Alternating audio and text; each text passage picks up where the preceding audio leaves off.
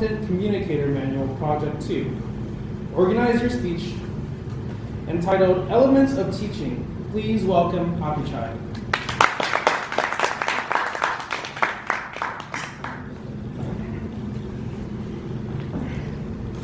Good evening, fellow members, distinguished guests, and guests.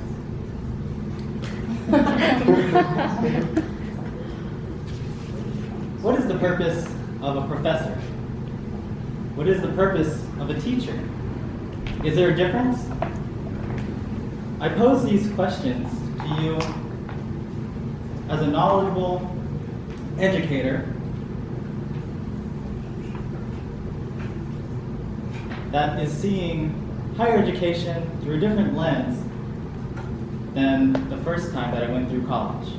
I've been noticing many ineffectiveness in the instructional methods of our professors. These ineffectiveness could come from the differences in the obligations that a professor has compared to a K-12 teacher's obligations.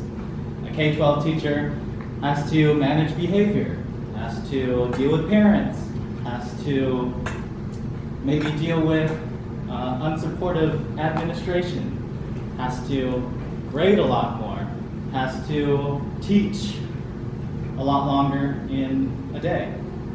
Whereas a professor doesn't really have to deal with a lot of that. Now I could go on and on about how tenure affects teaching quality, how there's a difference between the level of care that a K-12 teacher has for their students versus a professor has for theirs, and there's a couple reasons, but nonetheless, there are some fundamental teaching elements that I believe that should be practiced regardless if one is a K-12 teacher, college professor, coach, or tutor. I will explain a few, or specifically 3, of these elements that I believe that are important, but I'll let you decide and determine whether or not these elements could be applied in a college classroom. So the first element is the gradual release of responsibility. Gradual release of responsibility means that the responsibility of performing a task or exhibiting a skill is slowly passed down from the teacher or expert down to the student or novice.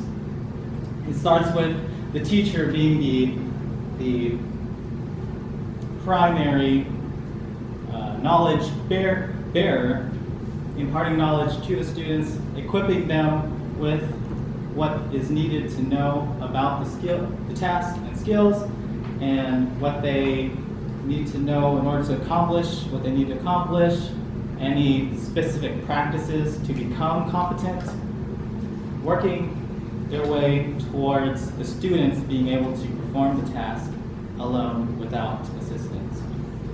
Now, thinking about some courses, finance for example, and the task of valuing a business, or business evaluation.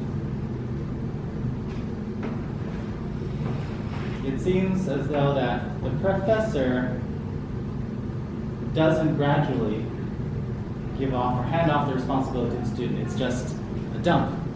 Here's the information, and then voila, perform the task without any practice, which leads me to my second element, practice. So opportunities to practice. More specifically, deliberate practice. Deliberate practice is practice with the intent of improving your performance or skill level. So for instance, Michael Jordan had to shoot free throws, thousands and thousands of free throws, in order to achieve his success as, at the time, the greatest NBA player. He had the intent, that deliberation, to want to improve. Whereas, as Thunderbirds, in some classes, we aren't given the opportunity to practice, to exhibit what we've learned. It's just, you're given this information, you learn it somehow, and then you're expected to produce without any practice in between. And without practice, how can you retain the information? How can you truly exhibit that you know the information, or you know you have learned or acquired a skill? And then lastly is feedback. There are two types of feedback. Formative. Formative is feedback with the purpose of modifying or forming thinking and behavior in order to improve learning. Formative feedback is specific.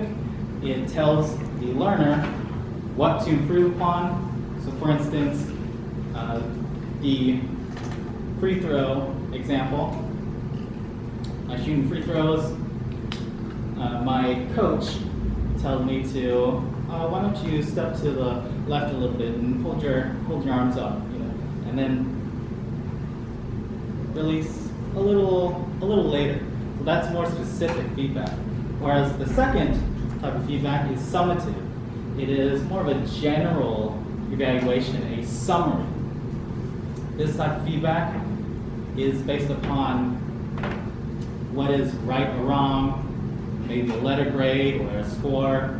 It doesn't tell the learner how to improve. It's simply based off of what was good and what was bad. So if I'm shooting a free throw, I have a coach that tells me, hey, that was a terrible shot, try again. Oh, that was an awesome job. Those shots were great. So that is summative feedback.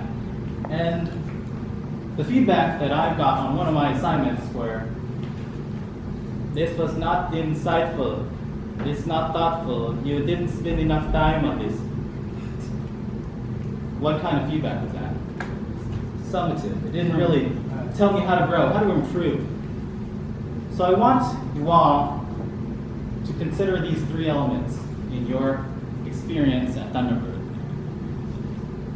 Are your professors considering the release of responsibility and their pacing of releasing that responsibility? Are they giving you enough opportunities to practice what you've learned? And are they giving you quality feedback that will help you grow and improve? Consider the quality of instruction in the classroom relative to the cost and price that you're paying. Take ownership of your education.